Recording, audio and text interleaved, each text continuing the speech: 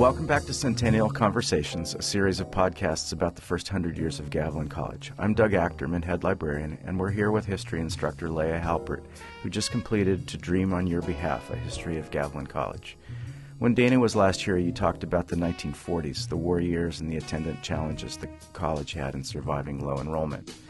The 50s were really boom years, both in terms of population and the economy, but these years at San Benito Junior College were turbulent. It survived three serious crises and then a fatal blow. It had a fatal blow. Can you talk about this? Yes, and thank you for having me in general to talk about Gavilan history. So in the 50s, we had discussed last time that there was a fire which attacked the physical structure, and then Hartnell College down the road tried repeatedly to take over the college. I guess they wanted its tax base, and the college fought that off and continued to be San Benito Junior College, its own independent entity. And then in the late 50s, there was an accreditation failure, which strikes at the very roots of what a college does. If you can't pass your accreditation, your students go away. And remarkably, the college overcame all three of these really serious threats. But number 4 was impossible to overcome. In the early 1960s, the state of California changed its funding formula and decided that it didn't want to support really small local colleges, just like San Benito College, and they wanted bigger districts with larger population bases. I guess they figured there were economies of scale and improvements they could have. So they let the college know that its spring 1963 semester would be its last, and that would be the last graduating class. So what options did the college officials have? They weren't great options. They could shut down, which people locally really didn't want, and then that would also mean insult to injury. This is what people in Hollister really hated. They'd have to pay to send their local students to another college like Hartnell, which by now was like the devil in San Benito County. You know, they mentioned Hartnell in the 1950s and 60s, and people's, ears kind of curl. And, maybe MPC, et cetera. So nobody wanted to do that. It was more expensive than actually having a college.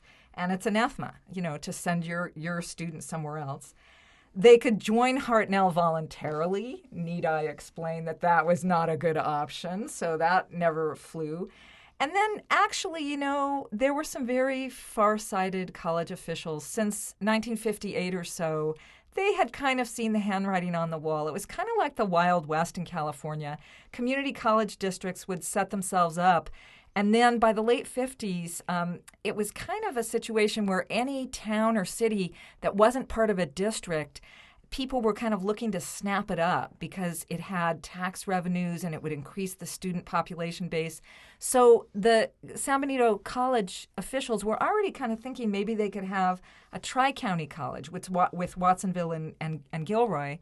And then in 1959, Cabrillo College snapped up Watsonville. So all that was left was Gilroy. So this was really the only option, and they saw this. Ralph Schroeder said that if we're going to go this route, and that's what he wanted, to start a whole new district, that we had to have Gilroy. Morgan Hill could join or not, but we had to have Gilroy to do that.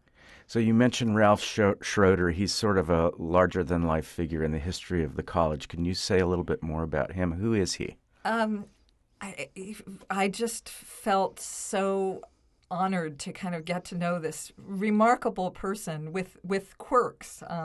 He was a guy from Oakland. His grandfather, actually, Kent Child tells us, was a pretty important California Impressionist painter. So Ralph was somewhat artistic. Kent says he was a pretty good painter himself. He grew up in Oakland. He went to UC Berkeley. He majored in math and physics, got out in 1937 and taught in the Central Valley for a few years. And then he was mobilized. He spent 3.5 years in the Pacific Theater in World War II, which I tell you must have been a hell of a crucible.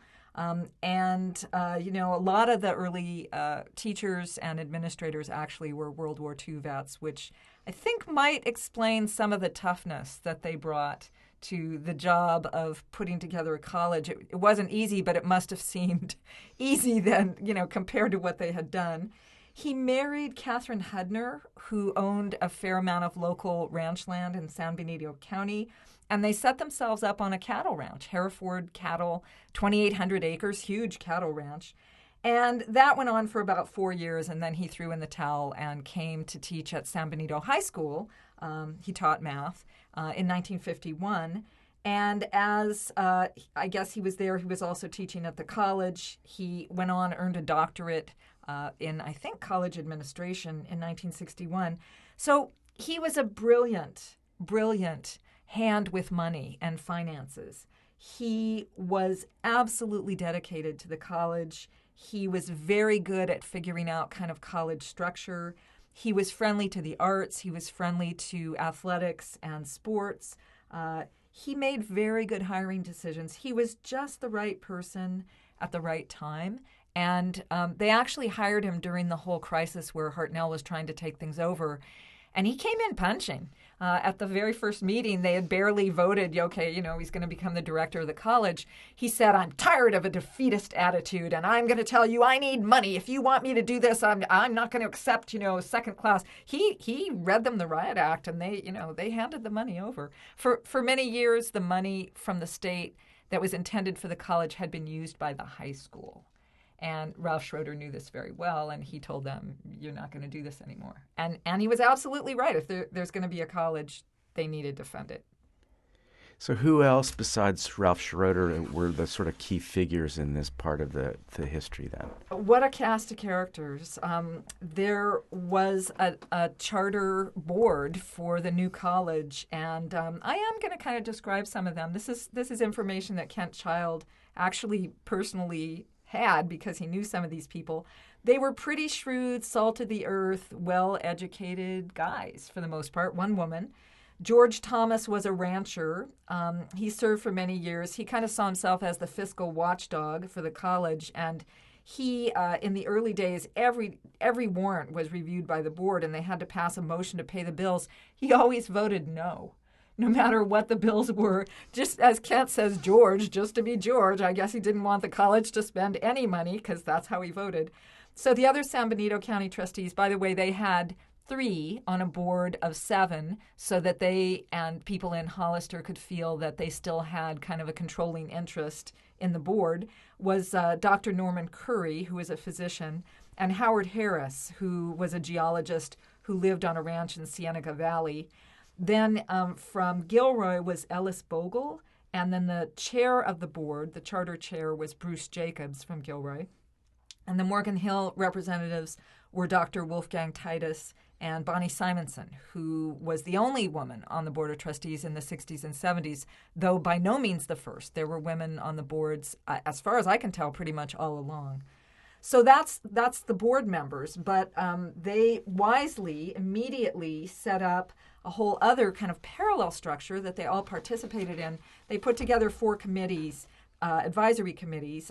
One was on education, one was on building costs and finances, one was on promoting the bond measure that they had to have in order to fund all this, and one was on landscaping. Those were kind of their priorities. So they involved more than 50 members of the public, lots of people from all 3 communities, which is laying the groundwork so that people can get to know each other and collaborate. I think they didn't. I mean, these towns are silos, really. They don't communicate much. So the college was a way of bringing people together that was new and different. One last thing I want to say, I kind of made a reference to George Thomas and what a tightwad he was. He wouldn't approve any spending. But the whole board, I mean, Kent Child gave an example in 1967. The district found itself with some extra money. There had been a 5-cent tax on community services. So, a prudent board would pocket that money and use it as a hedge against trouble later. But this board voted to give 1.5 cents back to the taxpayer so that they could, they had this sense of responsibility for pennies and dollars, and it was the right thing to do, and that's what they would want as local ranchers and farmers, so that's what they did. They were very, very fiscally prudent. that tension between the conservative rancher, salt of the earth character that you described, that I know well from San Benito County, having taught there for 20 years, it's such an unusual place because there is this real strong progressive streak as well that comes from a real value for education and for a social awareness. And so I just that tension has always been kind of an interesting thing to me about that county. I think it's true. There has always been kind of a progressive group, and I'm pretty sure they were among the people who were the first officials of the college in the 1920s. But I also want to say, I have to say, after talking to some of these farmers and ranchers, dyed-in-the-wool conservative, really kind of old school conservative, they are committed to a college in their community. They really believe in it. They see the value of it. They talk about the time that they spent there. So it wasn't a hard sell somehow, and I can't really explain that because in other communities, people were not so supportive. Mm-hmm. So what other challenges did they face then in trying to create a college in the early 1960s? What all went into doing that? Well, the first issue was money. I mean, they got some money from the state, but they basically had to raise a lot of money. They knew that they needed a site, and they needed a site that everybody would be able to drive to, so it couldn't probably really be in San Benito County. It would need to be in very southern Santa Clara County because that would bring the Morgan Hill people.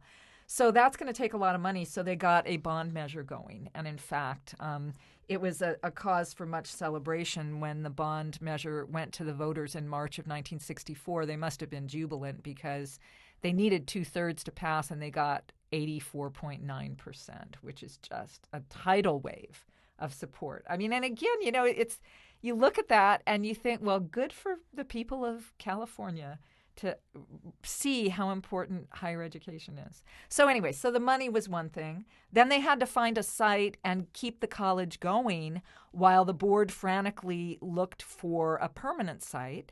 And they chose the Hollister Naval Air Station, which is also commonly referred locally to as the Hollister Airport, a World War II installation that was a mess. There was asbestos, there was dust everywhere. It had been abandoned for a while, so they had to get in there and clean it up. And, Bob Garcia tells a story about going in hoping that he would get recruited and welcomed, and the two teachers he was looking for were barely able to talk to him or even look at him. They were busy hammering sheetrock, and they were so covered with dust you couldn't even, you could see their lips, and that was all. So they had to get money, get a temporary site, get a permanent site. The airport site was challenging. They had a lot of kind of issues about that. Probably. So how did that site wind up working out? Well, there were classes in converted chicken coops. So labs were a problem. There weren't that many places with running water. PE was difficult. They had to bus students to the Bellotto Park pool if they were going to take a swimming class. So it was not ideal. I mean, it was an old building. It was rickety. Actually, a number of the faculty who were hired to staff the new Gavilan College at the Hollister Airport within 10 years had died of cancer. So there's kind of a dark murmur. Some of them thought that maybe it was because of exposures in that building. Who knows? Or in those buildings. So it was challenging. But what's really important about this move is that they went from 180 students, which they had carefully built up on the Nash Road site in Hollister before they had to shut their doors and move over to the airport as the new Gavilan College. They had about 180 this semester before, and then college officials described it as an enrollment stampede. They gained 50 students the first semester. By the second semester, they were up past 600 because they had a night program. So it was clearly drawing students from Gilroy and Morgan Hill, and more people from San Benito County were starting to come. It started to kind of snowball in a successful way, and that must have just felt wonderful to these people who had dealt with crisis after crisis. It's working. So that really reaffirmed that need for a new site. I'm really surprised that the enrollment went up that much just from moving, because the airport's not that far from the high school site, right? And so can you explain that in some other ways, or is that? They couldn't explain it. They were surprised too. They were delighted, but it seems maybe that it was just the juju of having a new thing, and everybody wanted to come and check out this new college, and it had a new name, and they were shrewd. They had done a fair amount of publicity. This is all covered in the local papers as the college is trying to twist and turn and figure out how it can survive. And I guess a lot of Gilroy Morgan Hill students didn't want to drive to San Jose, which I can relate to. Yeah.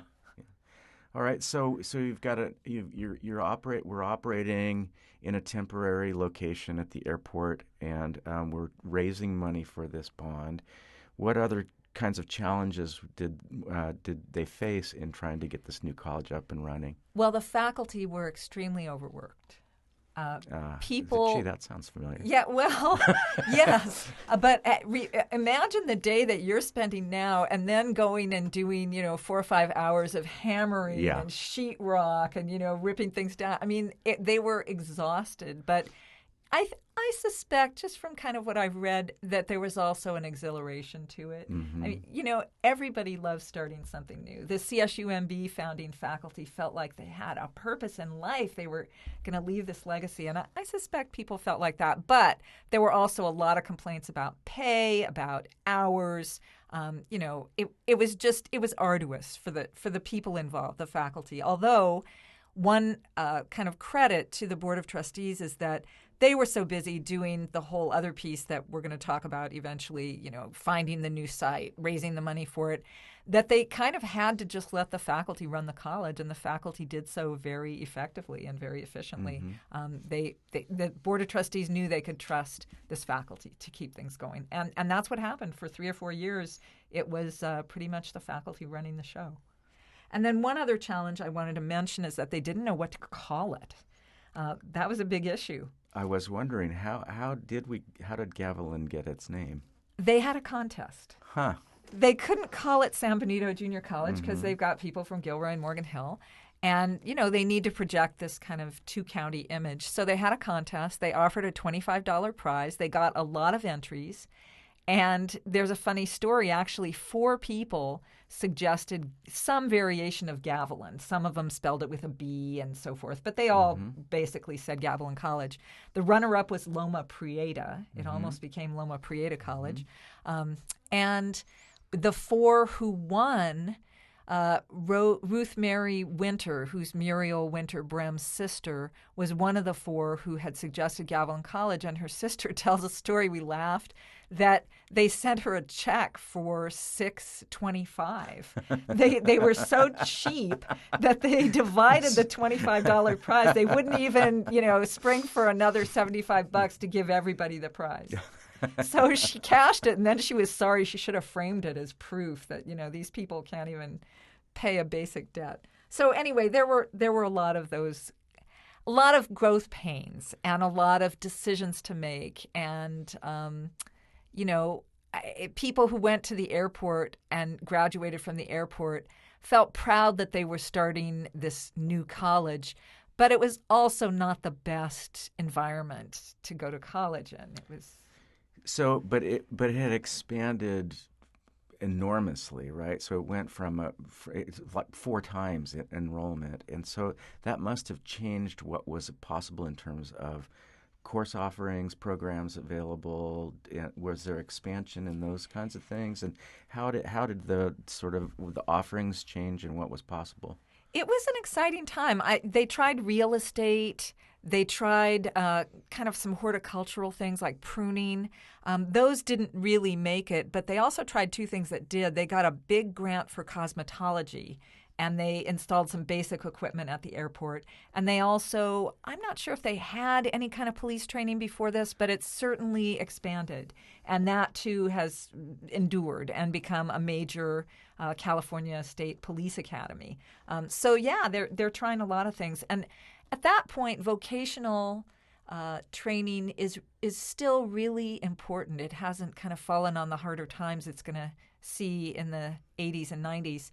And a lot of students come for those things. Yeah.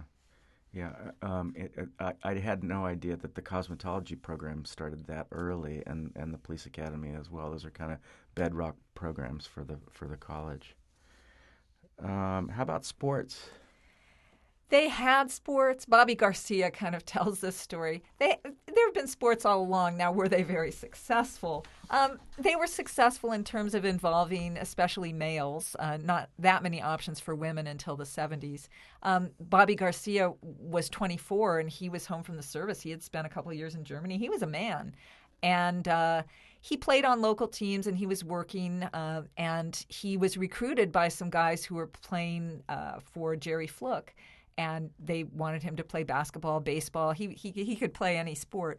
So he went in to kind of check the whole thing out, and there are these two guys, Bud Ottmar and Jerry Fluke, and they're covered in dust, and they're struggling to put up the sheetrock, and they barely paid him any heed, and he was like, whoa, this is my recruitment to Gavilan.